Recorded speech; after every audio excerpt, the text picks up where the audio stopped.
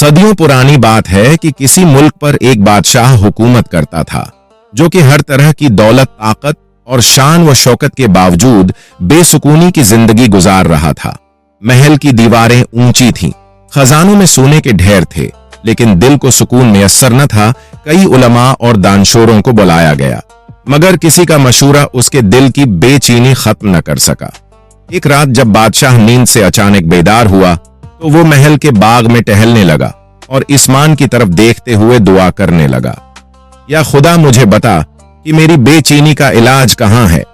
इसी वक्त एक खादिम ने इत्तला दी कि महल के करीब एक फकीर बैठा है जो कहता है कि उसके पास बादशाह के सवाल का जवाब है। बादशाह हैरान हुआ कि एक फकीर कैसे जान सकता है जो बड़े बड़े उलमा न समझ सके, लेकिन बेसुकून दिल ने उसे मजबूर कर दिया कि फकीर को महल में बुलाया जाए। फकीर को महल में लाया गया। उसकी हालत सादा थी, पहले कचीले कपड़े थे, लेकिन चेहरा पर नूर था। उसने बादशाह से कहा, मैं एक मुसाफिर हूं, लेकिन मेरे पास एक जवाब है जो तुम्हारी बेसुकूनी से नजात दमड़ सकता है। अगर तुम सच में सुनना चाहते हो तो कल मुझे तन्हा बाग में बुलाना। बादशाह ने हामी भर ली और फकीर वापस चला गया। इस रात बादशाह को सुकून है कि झलक महसूस हुई। दिल में एक अजीब सी उम्मीद जागी कि शायद कल उसकी जिंदगी बदल जाएगी।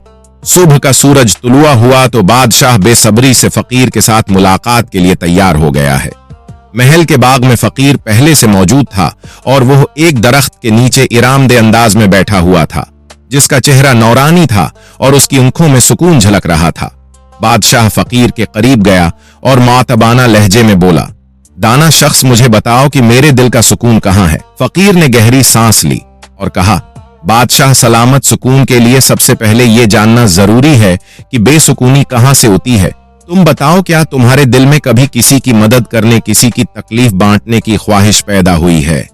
बादशाह ने शर्मिंदगी से सर झुका लिया और कहा, मैंने अपनी पूरी जिंदगी अपनी ताकत, दौलत और शान के बारे में सोचा। मैंने कभी नहीं सोचा कि किसी की मदद करना भी सुकून का जरिया हो सकता है। फकीर मुस्कुराया और बोला, यही तुम्हारी बेसिकनी की वजह है। तुमने अपनी दौलत को अपनी जात तक महदूद रखा है, हालांकि असल सुकून दूसरों की खिदमत में छिपा है। बादशाह ने गौर फकीर की बातें सुनी, लेकिन फिर उसने सवाल किया, क्या दूसरों की मदद करने से ही मुझे सुकून मिल सकता है? फकीर ने उसे कहानी सुनाई कि एक मर्तबा एक मुसाफिर किसी बस्ती से गुजर रहा था। वहां के लोग भूख से मर रहे थे और कोई किसी की मदद करने को तैयार नहीं था। मुसाफिर ने अपनी रोटी निकालकर बस्ती के सबसे कमजोर शख्स को दे दी। अगले दिन बस्ती के लोग इसके जज्बे से मुतासिर होकर एक दूसरे की मदद करने लगे। देखते ही देखते वो बस्ती खुशहाल हो गई और मुसाफिर को एक इनमोल सुकून मिला। बादशाह को ये बात दिल से महसूस हुई, लेकिन उसका ज़हन अभी भी उलझा हुआ था। उसने कहा, यह कहना सब आसान है, लेकिन मैं कैसे यकीन कर सकता हूं कि ये मेरे लिए भी कारगर होगा? फकीर ने कहा, अगर तुम्हें यकीन नहीं रहा तो आओ मेरे साथ। आज तुम अपना ताज और शाही लिबास उतार कर मेरे साथ चलो और लोगों के बीच रहकर उनकी मुश्किलात को देखो। तुम्हें खुद मालूम हो जाएगा कि सुकून कहां है। ये एक बड़ा चैलेंज था, लेकिन बादशाह ने दिल में फैसला हो जाएगा कर लिया था कि वो इस तजुर्बे से गुजरेगा। उसने अगली सुबह इस फकीर के साथ सफर पर रवाना होने का इरादा कर लिया। बादशाह ने सुबह शाही लिबास उतार दिया और फकीर के साथ एक आम इंसान की तरह करीबी गांव की तरफ रवाना हो गया। रास्ते में पहाड़ियां, खेत और कुची सड़कें देखकर बादशाह हैरान था। वो अपनी जिंदगी में पहली बार महल है कि चार दीवारी से बाहर निकलकर आम लोगों के दरमियान आया था। फकीर ने उसे गांव के एक छोटे से चौक पर लाकर कहा, यहां बैठो और इन लोगों की जिंदगियों का मशाहदा करो। लोग अपने कामों में मसरूफ थे। एक बढ़ई लकड़ी का काम कर रहा था, एक किसान धूल मिट्टी में अपने बैल के साथ जमीन जोत रहा था और एक मां अपने बच्चे को झूला झुला रही थी। फकीर ने कहा, ये लोग अपनी जिंदगी की छोटी छोटी खुशियों को महसूस करते हैं। उनके दिल में ख्वाहिशात का बोझ नहीं है, लेकिन तुमने अपनी जिंदगी में सिर्फ बड़ी चीजों को अहमियत दी है और छोटे लम्हात की खुशी को कभी महसूस नहीं किया। बादशाह को फकीर की बातें गहरी लगी। अभी भी वो मुकम्मल तौर पर कायल नहीं हुआ था।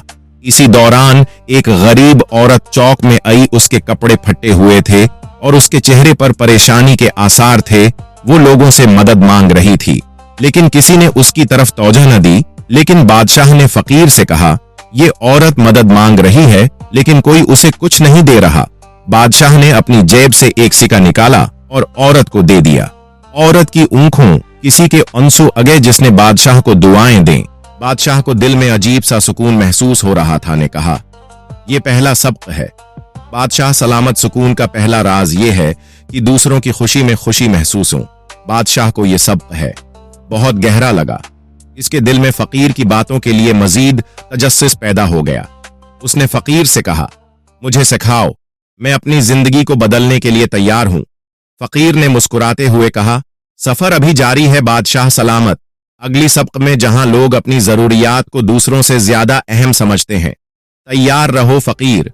और बादशाह अगले दिन एक दूसरे गांव की तरफ रवाना हुए। रास्ते में फकीर ने बादशाह से कहा, अब वक्त है कि तुम जान सको कि इंसान के अंदर खुद गर्जी और सखावत का क्या मकाम है। गांव में पहुंचते ही वो दोनों एक हो गए। बाजार के किनारे बैठ गए। यहां शोर शराबा और लोगों की जल्दबाजी देखकर बादशाह हैरान रह गया। फकीर ने बादशाह को एक इम्तिहान देने का फैसला किया। इसने बादशाह को एक थैली दी जिसमें 10 चांदी के सिक्के थे और कहा, ये सिक्के इन लोगों को दे दो जो वाकई जरूरतमंद है। याद रखो, मैं उनका दिल जांचना आसान नहीं होगा।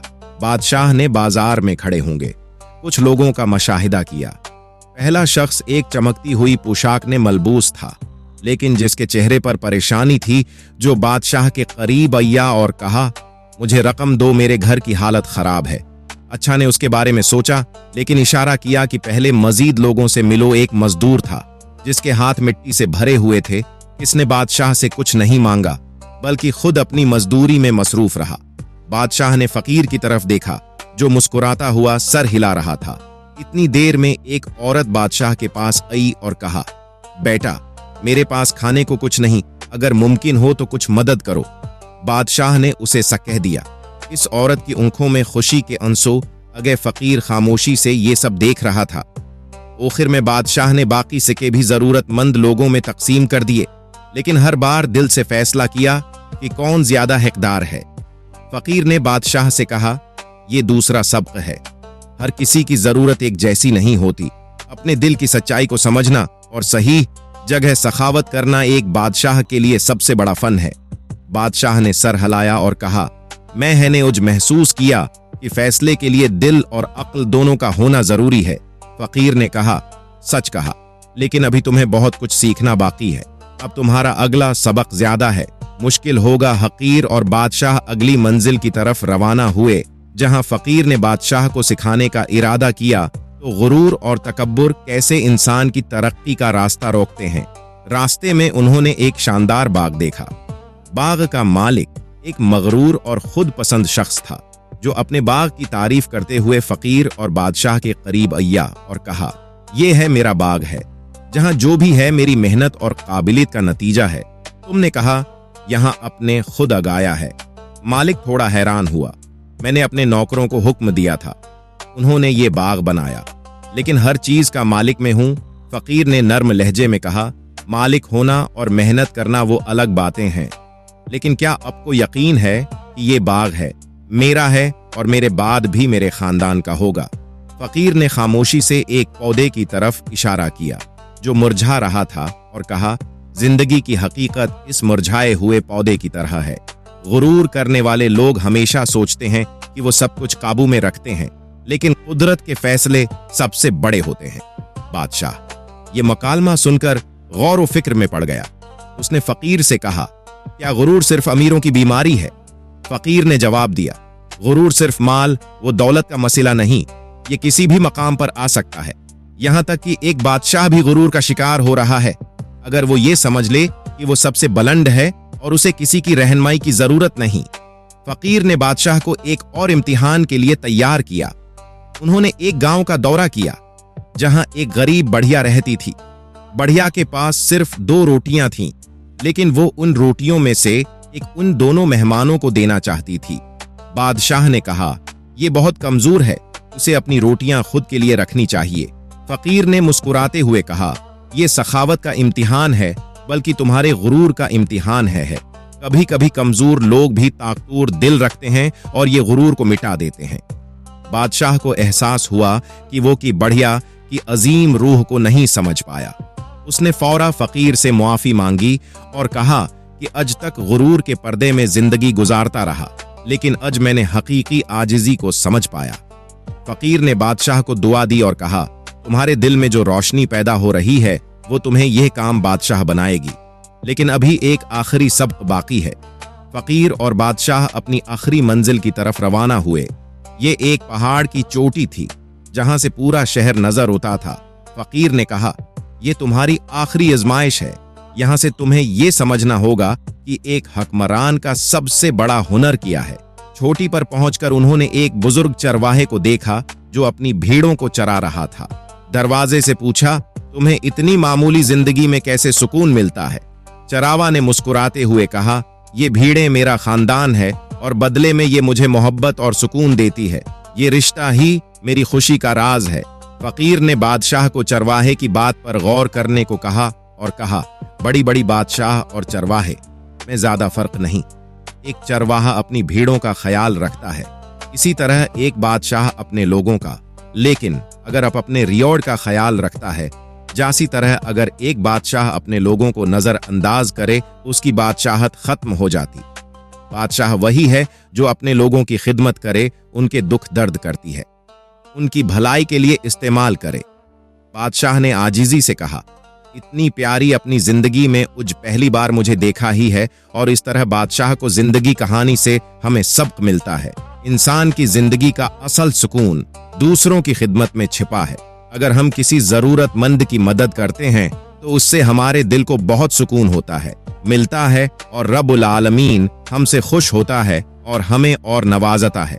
मेरी दुआ है कि अल्लाह ताली हमें हकीकी सुकून हासिल करने की तौफीक अता फरमाए। दोस्तों, अगर आपको उज की वीडियो अच्छी लगी होगी और मेरे चैनल को सब्सक्राइब करना न भूलिएगा।